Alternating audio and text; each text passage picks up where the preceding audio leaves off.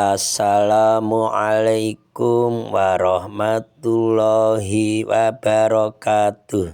Selamat berbahagia jamaah ngaji tafsir Al-Quran dengan referensi kitab tafsir Al-Ibris Mu'alib Mbah Kyai Haji Bisri Mustafa Rembang dengan sanad Mbah Kyai Haji Samsul Mu'in Khalid, pendiri dan pengasuh Pondok Pesantren Darul Amin, Jajak Banyuwangi, Jawa Timur.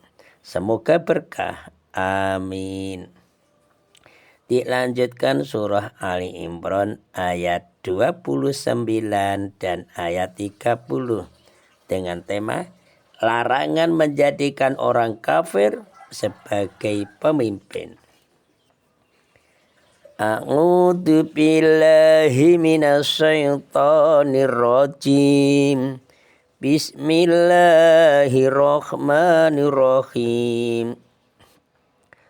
Qul in tukhfu ma fi sudurikum aw tubduhu ya'lamullah wa ya'lamu ma fis samawati wa ma fil ardh. Wallahu ala kulli syai'in qadir. Yauma tajidu kullu nafsin ma amilat min khairin muhdara wa ma amilat min su' tawaddu law anna bainaha wa bainahu amadan ba'ida wa yukhadirukumullahu nafsah wallahu ra'ufun bil ibad.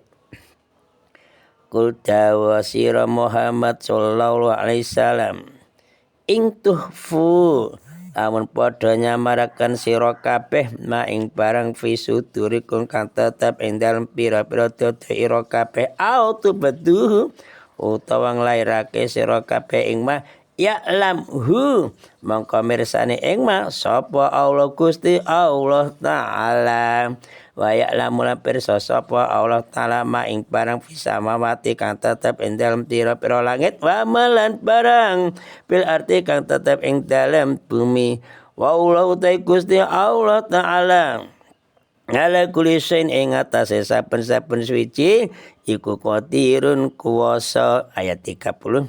Yauma tajidu ing dalem dinane nemu sapa kulo nafsin saben-saben awak-awakan ma ing barang ngamilat kang lakoni sapa kulo nafsin ing ma min khairin nyatane kebagusan muhdara ing den tekaken wa malan utai barang amilat kang lakoni sapa kulo nafsin ing ma min su' nyatane keolonan kejelekan tawaddu iku tawaddu arep-arep sapa kena masin lau anna lamun yen tetep iku bainah ing dalem antarane kula nafsin wa bainahu lan ing dalem antarane ma'amilat mingsu amat dan ana talalakon baitan kang adoh wa yukhaddirukum lan mate-mateni wa yukhaddir lan matene-matenono wayu khatirukum ya wayu khatirukum mate-matene ing sira kabeh sapa Gusti Allah Ta'ala nafsahu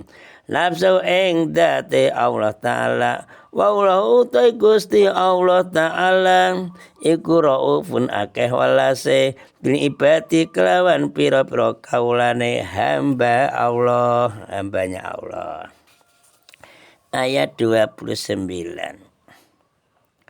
Allah Subhanahu wa Ta'ala mengetahui segala apa yang terkandung di dalam hati seorang muslim, yang terkandung dalam hati kita sebagai orang muslim.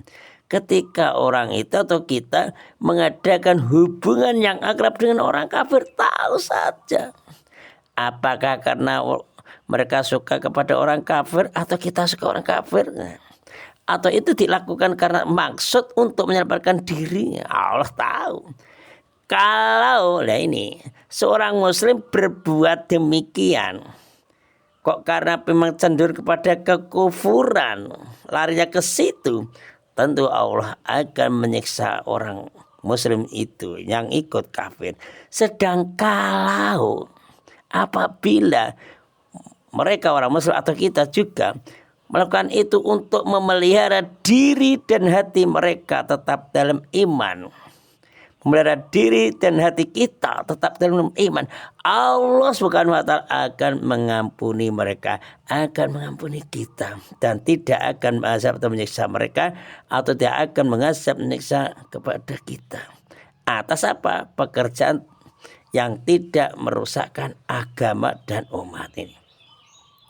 Allah Subhanahu wa taala memberi balasan kepada mereka, pada umatnya, pada hambanya, menurut ilmu Allah sendiri yang meliputi semua isi langit dan semua isi di bumi. Hati kita itu harus yakin kita ini dalam genggaman Allah. Pada akhir ayat ini Allah mengatakan begini: Allah Maha Kuasa atas segala sesuatu. Sebab itu janganlah kamu kaum muslimin, janganlah kita sebagai kaum muslimin berani mendurhakainya. Jangan coba-coba. Dan janganlah mengadakan kerjasama dengan musuh-musuhnya Allah. Kenapa? Karena semua bentuk maksiat, baik yang tersembunyi maupun yang tampak, senantiasa diketahui oleh Allah Subhanahu wa taala. Dan Allah itu loh Maha Kuasa, berkuasa memberi pembalasan atas perbuatan kita, atas perbuatan hambanya. Ayat 30. Selanjutnya pada ayat ini Allah memperingatkan hari yang pasti datangnya, itu hari kiamat. Ya, di situ tiap manusia, juga kita, akan menyaksikan sendiri segala perbuatan kita, perbuatan manusia itu selama masa hidupnya. Jangankan hari kiamat, hari ini saja loh. Hakikatnya apa yang kita ucapkan, apa yang kita tahu, apalagi lewat laptop atau HP di ini, pada channel YouTube, yang dikatakan ada tulisannya, gerakannya udah bisa dilihat. Jadi gak usah nunggu akhirat, tidak saja oleh Allah sudah dibuktikan. Seperti itu gambarannya. Orang yang mendapatkan pahala amal kebajikannya itu merasa senang dan gembira atas pahala yang diterimanya.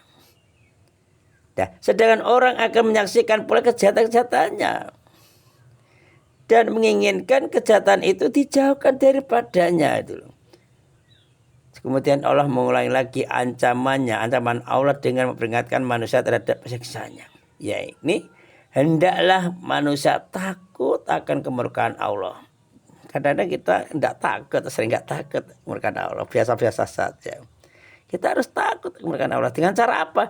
Mengerjakan kebajikan, menolak tipu muslihat setan, tipu daya setan, dan bertobat kepada Allah. Memang dengan ini perbuatan jahat jadi tertutup, terkikis. Kita punya maksiat kan lumrah, maka kita tutup langsung dengan kebaikan. Supaya apa? Kejahatan maksiat kita ditutupi dengan kebaikan. Itulah kehidupan kita. Kemudian ayat ini ditutup dengan pernyataan bahwa Allah Maha Penyayang kepada hamba-hambanya. Nah, di situ Raufur Rahim itu. Al-Hasan Al-Basri berkata, di antara kasih sayang Allah ialah, ini di antaranya, Dia Allah Subhanahu wa taala memperingatkan manusia akan kekuasaan dirinya. Diperingatkan, Allah itu Maha Kuasa. Allah memperkenalkan kepada mereka hambanya manusia, kesempurnaan ilmu dan kodratnya Allah. Ini termasuk kasih sayang. Sebab barang siapa telah mengetahui hal itu dengan sempurna, yakin, maka orang itu pasti merasa terpanggil. Untuk apa? Untuk mencari keridhaan Allah. Dan untuk menjauhi larangan atau kemurkaan Allah. Itu terpanggil. Hati kita sudah merasakan seperti itu belum? Dipahami, dirasakan, diresapi, nanti dibuktikan bersama-sama. Di antara belas kasihan Allah ialah, di antara lagi, Allah menjadikan fitrah. Nah, Allah menjadikan fitrah manusia, fitrah kita sebagai manusia cenderung kepada kebajikan. Jadi nafsunya itu, karakternya jiwa ingin berbuat baik, serta senantiasa membenci hal-hal yang mengarah kepada kejahatan. Memang fitrah manusia kan gitu fitrahnya. Maka kita diusahakan berusaha bisa memaafkan fitrah kita. Sehingga apa? Sehingga pengaruh kejahatan dalam jiwa, pengaruh kejahatan dalam hati kita dapat dilenyapkan dengan cara bertobat dan amal soleh. Terus itu kita terus bertobat amal soleh, maksiat bertobat amal soleh terus. Nah, nanti ditimbang banyak tobat dan amal solehnya bisa tertutup. Kesimpulan nomor 1, umat Islam dilarang menjadikan orang kafir sebagai teman akrab dalam urusan yang memungkinkan terjadinya kerusakan agama ataupun kerusakan umat. Dilarang ini sudah jelaskan oleh di dalam Al-Quran ayat ini. 2, Allah mengetahui segala alasan. Kita harus paham alasan di hati kita loh. Berhubungan akrab dengan orang kafir yang dilakukan oleh seorang muslim, baik lahir dan batin tahu, dan dia Allah kuasa menghukumnya sesuai dengan alasan hubungan itu. Jadi kehidupan kita itu waktunya terus diawasi oleh Allah. 3, segala perbuatan manusia, segala itu semuanya perbuatan kita yang baik maupun yang buruk akan diperlihatkan kepadanya pada hari kiamat. Sebetulnya tidak sampai kepada hari kiamat saja, di dunia oleh Allah sudah diperlihatkan, cuma kita kurang meyakinkan. Allah memberi peringatan kepada manusia akan azabnya supaya apa? Supaya manusia itu senantiasa berbuat baik. Shadaqallahul azim. Assalamualaikum warahmatullahi wabarakatuh.